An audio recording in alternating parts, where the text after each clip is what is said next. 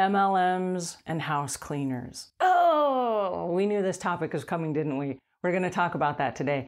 MLMs and house cleaners. Hi there, I'm Angela Brown and this is Ask a House Cleaner. This is a show where you get to ask a house cleaning question and I get to help you find an answer. Now today's show is brought to us by mycleaningconnection.com. A lot of times people ask me, where can I find the best uniforms for house cleaners? Well, you can find them at mycleaningconnection.com, where you can get connected to all kinds of things in the house cleaning industry. Alrighty, on to today's show, which is about MLMs and house cleaners. Okay, here's the conversation. Lots of house cleaners get jobs and they go to a customer's house and the customer is involved in an MLM, which is a multi-level marketing company. And what that is a company that bypasses the middleman and they go direct to the consumer. And so the company will sell products and then you turn around and you recruit your friends and then they sell products and they recruit their friends and they sell products. So you get to a customer's house and you're just planning on being the house cleaner when the person that you're cleaning for is trying to recruit you to take their product to all of your house cleaning customers. Now, truth be known, it's not a scam in the industry, but it is a target audience. And so house cleaners are bombarded on a regular basis with multi-level marketing people who think that you have an amazing personality. And because you have this vast network of houses that you clean, they want you to take their product to their customers. So they will hire you. It's kind of a spoof hiring. They'll hire you for a couple of cleanings long enough to recruit you into their multi-level marketing company, and then they will hire another house cleaner. Or maybe they keep you on or whatever, but that is the intent purpose. It's to bring you in to access your network. So what you have to consider is this product in alignment with my brand? Do I want to recruit my friends and family to come into this multi-level marketing company so that I can please Mrs. Jones? And the answer may be yes, the answer may be no. What happens though, when you go into business with Mrs. Jones, other than just a simple transaction like house cleaning, where you do the service and she gives you the money, this is a little bit different because now you're involved in two businesses together.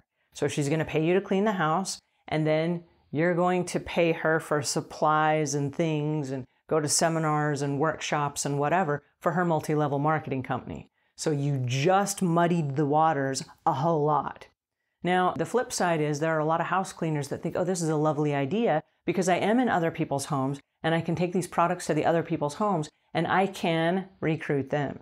All right, now you're muddying the water with those people. Does this make sense? So what's happening is this. It's not just a cut and dried relationship. I clean your house, you give me the money. But it's we have this other whole side business. So now I get to your house to clean. I've been recruited by this multi-level marketing company. And now I'm checking up on you, my next recruit. Did you recruit any people this week? How many people did you recruit? Are you going to the open workshop on Tuesday night? Are you going to this great big powwow that they're holding in San Diego, California that costs $1,000 to attend? So what happens is, again, we're talking about finances, we're talking about business, we're talking about a bunch of other things that really have nothing to do with your house cleaning at all.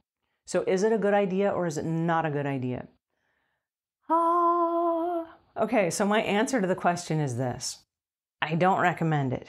And I don't recommend it for this reason. I have seen so many house cleaners get fired over the years because something went awry with a multi-level marketing company. Either the person decides to get out of the business or the house cleaner is not performing well enough. And so they get replaced with another house cleaner where this person can go through the same scenario. And so I've seen house cleaners that didn't have the money for the startup fees, like the startup kit for the multi-level marketing was a couple $1,000s. And so the homeowner would say, well, I will front you the money and I will help you get your starter kit and you just owe me then in house cleaning, which is not duplicable at all. And so if you have other people in your downline, you cannot duplicate that same thing to them because you do not have the $2,000 to front them. What you need to know about multi-level marketing is whatever your upline, and that's what they call the person that recruited you, your upline and your downline are the people that you recruit. If your upline does something to you, you're going to turn around and duplicate that to the people you recruit, right? We do what we know. And if this is a new business for you, there's a tendency to do what you know. That is not duplicable. And so to do a barter deal for, let's say, essential oils, when just a minute ago you just got the job so you could pay your phone bill and your car payment and your car insurance and your business insurance, you're owing this woman $2,000 for your starter kit. And I'm just making up this figure. I don't know what the figures are for the essential oils. But if you're now earning money to pay her back, you don't have the money to pay the car insurance and the car payment and all these other things. And then what happens is there's this animosity, like, I need this time to be earning money to pay my bills, yet I owe this woman this money for my starter kit that I didn't want in the first place. You see what happens? And then if you're not able to take off work, which is the house cleaning, to go to the conference in San Diego, the woman whose house you're cleaning gets angry with you and she's like, hey, I paid for you to get involved in this business, or I fronted you the money. You owe it to me to come to San Diego to this conference. And you're like, no. I've got a whole list of houses that I got to clean. I don't have the ability or the latitude to take time off work to go to your San Diego conference. So there's all this weird energy that goes back and forth. Is it possible that you can make it work? It is possible. And I've seen a few people do it really well, but the vast majority of people, it doesn't work at all. Whether it's candles, whether it's essential oils, whether it's cleaning supplies. I've seen businesses tank so many times because they got involved in multi-level marketing with their clients. So my suggestion is don't, if you want to do the multi-level marketing thing, do it on the side, do it to your other friends, but don't do it to your clients because then you jeopardize the house cleaning business. Does that make sense? All right, so we have to have this talk because it's really important, and I get this question asked frequently.